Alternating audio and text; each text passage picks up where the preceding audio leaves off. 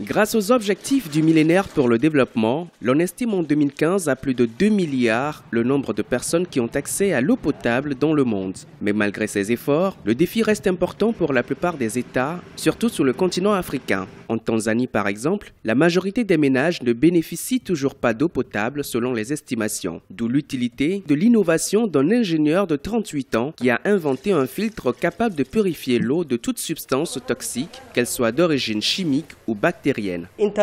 Dans mon pays, 70% des 9 millions de ménages n'ont pas d'eau potable et encore moins utilisent de filtres. Le potentiel du marché est énorme et ceci ne concerne que la Tanzanie. Maintenant, imaginez c'est du Kenya, de l'Ouganda, de l'Éthiopie, de l'ensemble de l'Afrique subsaharienne, en Inde et bien d'autres encore. Le marché est prometteur. Pour mettre au point son prototype, le docteur Ilonga a repris le modèle du filtre à sable qu'il a amélioré avec des nanotechnologies. Le filtre est aujourd'hui commercialisé au prix de 130 $ l'unité et le chercheur promet de réduire rapidement les coûts de production. Dans la ville d'Arusha au nord du pays, de nombreux habitants souffrent de maladies d'origine hydrique faute d'une eau de qualité. Certains ont pu se procurer le filtre à eau. Avant ce filtre, je devais aller chercher l'eau à la rivière. Parfois, il m'arrivait de l'utiliser sans la faire bouillir parce que cela prend beaucoup de temps.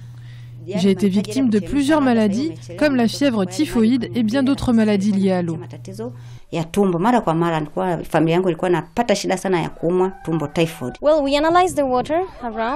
Nous avons analysé l'eau des alentours. Nous avons un fleuve à 50 mètres d'ici et nous avons constaté qu'elle n'est pas saine. Ensuite, nous avons pris l'eau fournie par l'État et nous avons également pu constater qu'elle n'est pas totalement saine.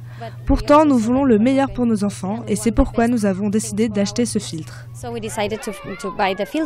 Il aura fallu 4 années à l'ingénieur pour réaliser son projet. En dehors du soutien financier de sa famille, il a également bénéficié d'une subvention du gouvernement américain pour la production et la distribution du filtre à eau. Des années de recherche qui ont été récompensées le 1er juin 2015 en Afrique du Sud où il a reçu le prix de l'innovation africaine décerné par l'Académie royale britannique de l'ingénierie.